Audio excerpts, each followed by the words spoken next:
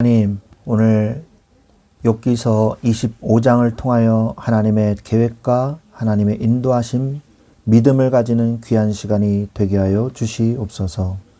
우리 주 예수 그리스도의 이름으로 기도합니다. 아멘. 욥기서 25장 말씀 보겠습니다. 욥기서 25장 5절로 6절 말씀 보도록 하겠습니다. 보라, 그의 눈에는 달이라도 빛을 발하지 못하고 별도 빛나지 못하거든 하물며 구더기 같은 사람, 벌레 같은 인생이랴. 아멘. 네, 빌닷의 세 번째 이 말이죠. 우리는 신앙생활을 하면서 때로는 설명할 수 없는 고난과 모순에 직면하기도 합니다. 이때 우리는 누군가에게 위로와 답을 기대하지만 돌아오는 것은 차가운 정죄나 이 원론적인 대답일 때가 많습니다. 오늘 본문인 욥기서 25장은 욥의 친구 빌닷의 마지막 변론입니다. 그는 욥이 제기한 악인의 형통이라는 현실적인 문제에 대해서 더 이상 할 말이 없자 하나님의 절대적인 위대하심 뒤에 숨어버립니다. 하나님은 위대하시다 이렇게 얘기만 하는 거죠. 근데 네가 하나님의 위대하심을 네가 왜 방해하냐 뭐 이런 식으로 엉뚱한 소리를 해요. 그리고 인간을 구더기와 벌레로 비하하면서 욥의 입을 막으려고 합니다. 오늘 말씀을 통해서 고통받는 이웃을 향한 무익한 변론이 아닌 참된 하나님의 위로를 깨닫는 귀한 시간이 되시기를 바랍니다. 이 욥기서 25장은 6절밖에 없는데요. 수아 사람 빌닷이 세 번째로 대답을 하죠. 그는 하나님의 통치권과 위엄을 강조하면서 하나님은 높은 곳에서 화평을 베푸신다고 말을 합니다. 또한 빌닷은요, 하나님은 주권과 위엄을 가지셨고 높은 곳에서 화평을 베푸신다고 선언하면서 하나님의 군대는 셀 수 없고 그 광명은 만물에 비친다고 하나님의 절대적인 초월성을 찬양합니다. 또한 빌닷은 하나님 앞에서 인간의 의로움을 불가능하다고 주장을 하죠. 그는 하나님 앞에서 어찌 의롭다 하며 여자에게서 난 자가 어찌 깨끗하다 하랴 그러면서 반문을 하면서 하나님 보시기에는 달이라도 빛나지 못하고 별도 깨끗하지 못한데 하물며 구더기 같은 벌레 같은 우리 인간을 하나님께 빛날 수 있겠느냐 하면서 인간을 비하하면서 욥의 의의를 부정하는 이런 모습을 보임이죠. 우리가 좀 더 구체적으로 좀 살펴보면요. 빌닷의 변론 내용이 뭐냐. 하나님은 오류가 없으시다. 그러니까 욥의 주장은 세상의 현실에는 모순이 있다. 이 말이거든요.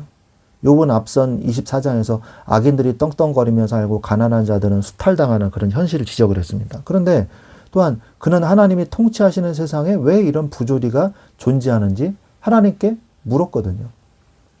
근데 빌닷은 그것에 대해서는 대답 안 하고요. 하나님은 모순이 없으시다. 이렇게 얘기해요. 지금 현실에 모순이 있다고 얘기했는데 아니야 없어. 그냥 이렇게 버리는 거죠. 빌닷은 욥의 질문에 직접 대답하는 대신에 천상의 완전한 질서를 얘기해요. 하나님은 절대적인 주권자이시니 그분의 통치에는 오류가 없으며 세상의 인과응보가 맞지 않는다는 욥의 말은 틀렸다. 하나님은 위대하시다. 네가 감히 그런 말을 하느냐 이런 거죠. 현실은 이미 나와 있는데 하나님의 위대하심을 내세워서 욥의 입을 막으려는 태도죠. 이는 욥의 구체적인 고통을 외면한 채 하나님의 이 전지전능함이라는 교리로 욥을 압박하려는 태도인 것입니다. 또한 빌닷이 뭐라 그러냐. 하나님의 주권이다. 이 얘기를 하는데 욥이 말하는 하나님의 주권하고 좀 다릅니다. 욥은 왜 하나님이 침묵하시는가. 그래서 욥은 자신의 결백을 주장하면서 하나님을 만나고 싶어 합니다. 그러면서 중재자를 찾고요. 중보자를 찾고 이랬는데 빌닷은 뭐라 그러냐. 하나님은 우리가 판단하시는 분이 아니다.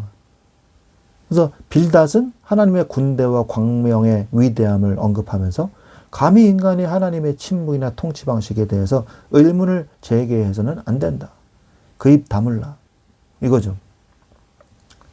또한 빌닷은 뭐라 그러냐. 의롭다 할 인간이 없다. 이렇게 얘기합니다. 욥은 나는 죄가 없는데 고통받고 있다.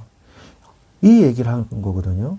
자신의 고난이 죄에 대한 형벌이 아니라고 계속 항변하는데 뭐라 그래요? 이유를 얘기 안 하고 그냥 인간은 의롭지가 않다. 하나님 앞에 의로운 인간은 없다. 이렇게 그냥 전제해버려요. 똑같은 말만 반복하는 거죠.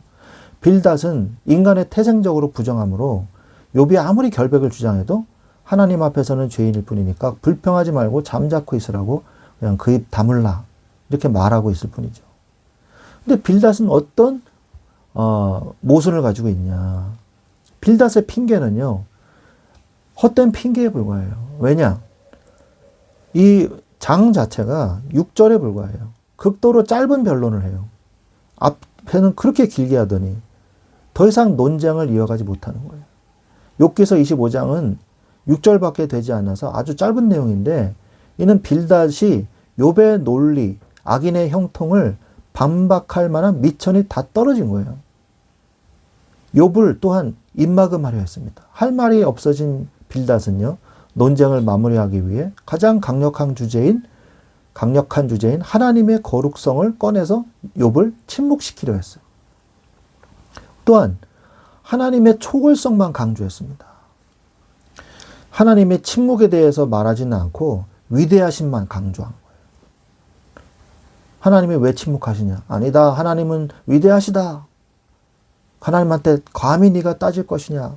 그 입 다물라. 그냥 그렇게 얘기하는 거죠. 할 말이 없을 때 취하는 태도죠. 이것은 고통받는 욥에게 아무런 해답이 되지 않습니다.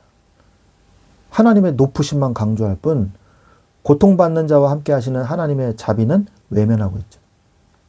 또한 논점을 피하려고 해요. 욥은 땅의 정의를 묻고 있는데 빌닷은 하늘의 거룩으로 도피해서 그 논점을 흐리고 있는 거예요. 그러면서 인간의 비천함만 강조하는 거예요. 인간은 버러지, 구더기와 같다. 그런데 감히 네가 하나님의 이 위대하심을 네가 논할 수 있겠느냐. 그런데 네가 무슨 의인이라는 거냐.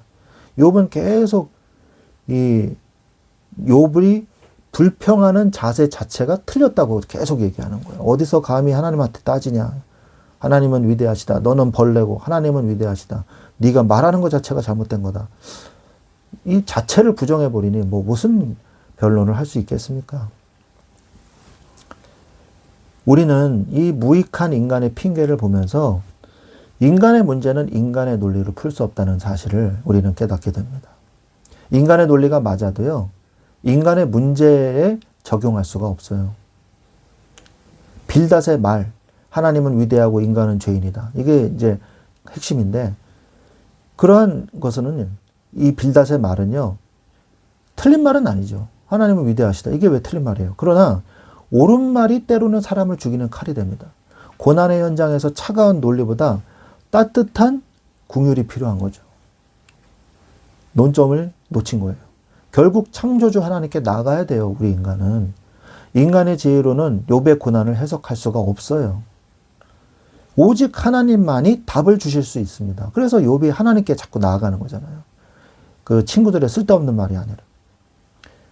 또한 각 인생마다 하나님의 뜻이 있고 하나님의 섭리가 있는데 그 각각의 상황에 맞춘 하나님의 뜻이 있는데 그거를 성경을 기계적으로 적용해가지고 각각의 그냥 일괄적으로 적용해버린단 말이에요. 그러면 잘못되죠. 친구들은 죄 지으면 벌 받는다는 공식을 기계적으로 욥에게 적용하려다가 안 되니까 이제는 억지를 쓰고 있는 겁니다. 하나님은 기계적인 법칙에 갇히시는 분이 아니거든요. 하나님은요, 이 말씀은 똑같지만 성령께서 각 사람에게 말씀을 다르게 적용해 주시거든요. 이게 성령의, 보혜사 성령의 가르치심이잖아요. 나의 잣대로 남을 판단하지 말고요. 각 사람을 향한 하나님의 개별적인 섭리와 그 은혜를 인정해야 되는 것이죠. 나의 문제를 결국 어디로 가져가야 될까요? 하나님 앞에 가져가야 됩니다. 사람에게 가져가서 해결할 수가 없어요. 욥의 친구들처럼 사람은 우리의 고통을 온전히 이해하지 못합니다. 절대 이해하지 못해요. 그래서 때로는 무익한 핑계만 늘어놓을 뿐이죠. 사람에게 위로를 구하려다 더 큰 상처를 입을 수도 있어요. 그래서 우리는 어떻게 해야 됩니까? 히브리서 4장 16절에 은혜의 보좌 앞에 나아가야 돼요. 궁일하심을 받고 때를 따라 돕는 은혜를 얻기 위하여 우리는 하나님의 앞에 나아가야 된다는 것입니다. 사랑하는 우리 귀한 말씀 충만한 교회 성도 여러분, 때로는 우리가 이해할 수 없는 고난 속에 있을 때 사람의 말은 우리를 더 비참하게 만들기도 합니다. 나를 구덕이나 벌레 취급하는 세상의 소리에 귀 기울이지 마십시오. 비록 나는 연약하지만 하나님은 독생자를 주시기까지 나를 사랑하셨습니다.